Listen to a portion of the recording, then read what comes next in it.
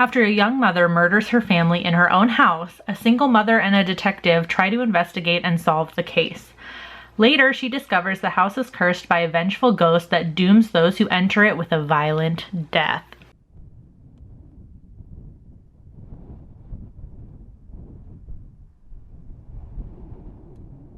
Hey there, creepy peeps. Welcome to my channel. If you are new here, welcome back.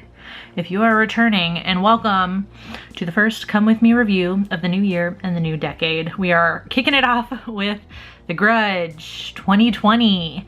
In terms of my expectations of this one, mostly neutral. I've seen one trailer once, and that was maybe like 2 months ago. You know, it just kind of seemed like generic horror movie trailer. They showed like looks like they're kind of redoing the shower scene with the hand. I'm just gonna wait and see with this one.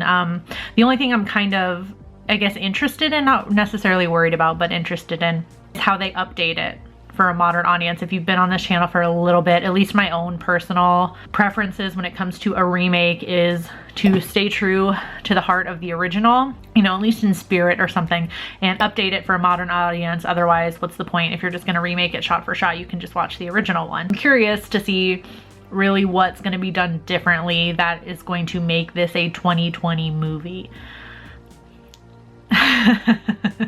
I feel like the movie is pretty classic, so there's I kind of feel like there's not much they could really update, but who knows? Well, we'll see. Lin Shaye is in it, love her, and she looks batshit crazy in the one trailer I saw, so that's cool. Also love John Cho. Okay, that was it pretty much. Let's go to the theater. Let's see this.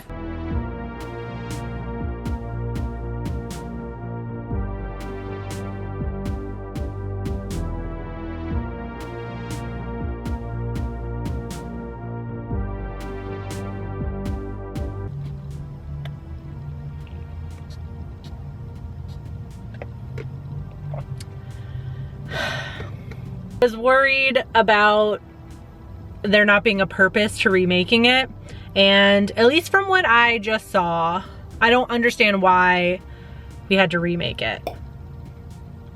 I just don't get it. I feel like they didn't change anything. Point blank period. They just really didn't change anything to warrant a remake. I don't understand why this happened. It felt like a whole mess without giving much away.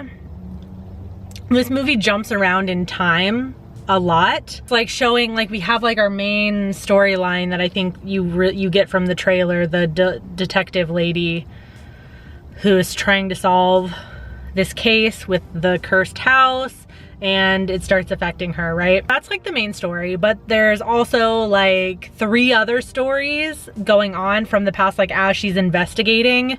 It cuts to flashbacks of the curse affecting these other people leading up to her getting the case, if that makes sense. I'm trying to speak really vague. So it jumps around in time a whole lot, kind of with just like wild abandon, really. There's no rhyme or reason to it jumping around so damn much, and as a result, you don't really spend enough time with any character to really get to know them. Like, I couldn't give a shit about a single character in this movie. Even our main character, Detective Muldoon,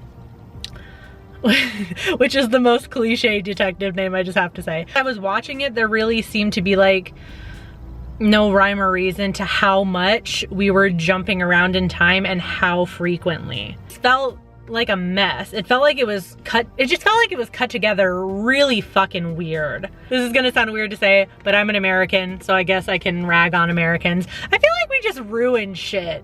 You know what I mean? Think about The Grudge, you have a certain image in your head about how our ghost looks, right? I feel like Americans just gotta like ruin shit like that. Like, there's something so beautiful and scary about the original Grudge, like in the simplicity of what the ghost looks like. I feel like American film sometimes just ruins it by making it this CGI, bloody, veiny mess. And it just becomes somehow less scary. I don't know why we like equate more gore with more scares, and that's not always the case. And that's certainly subjective too, so it could be the case for some people but not for others.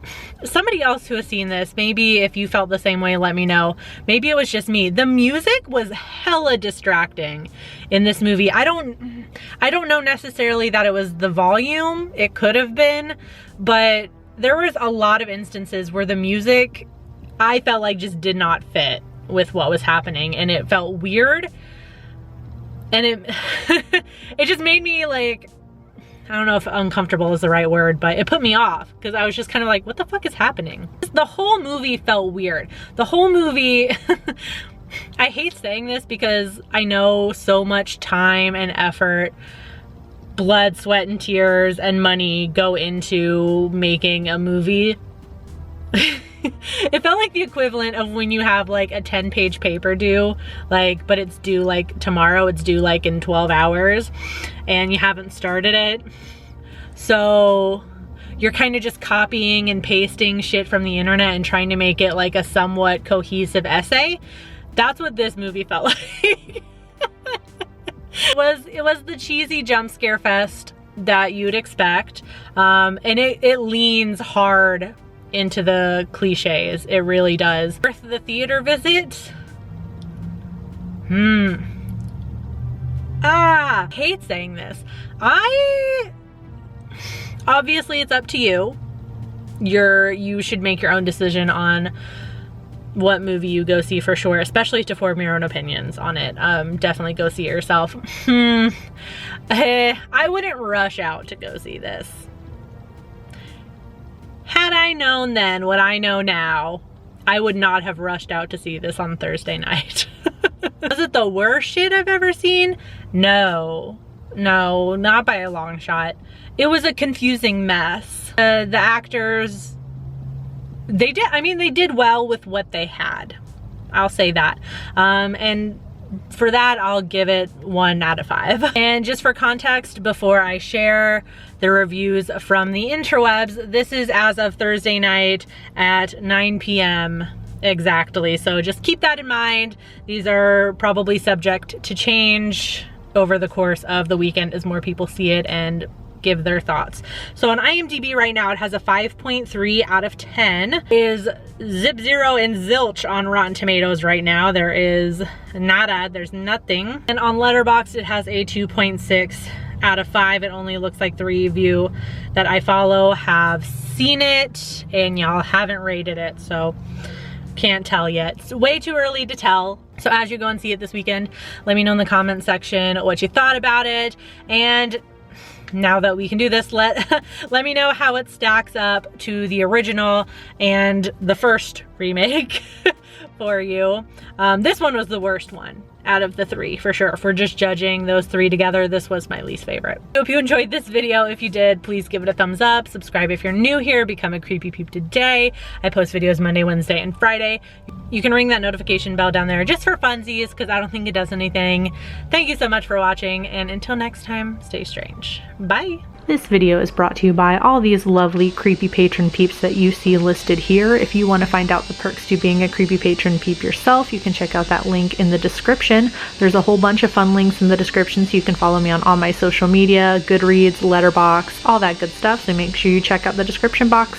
Thanks for watching. I love you. Bye.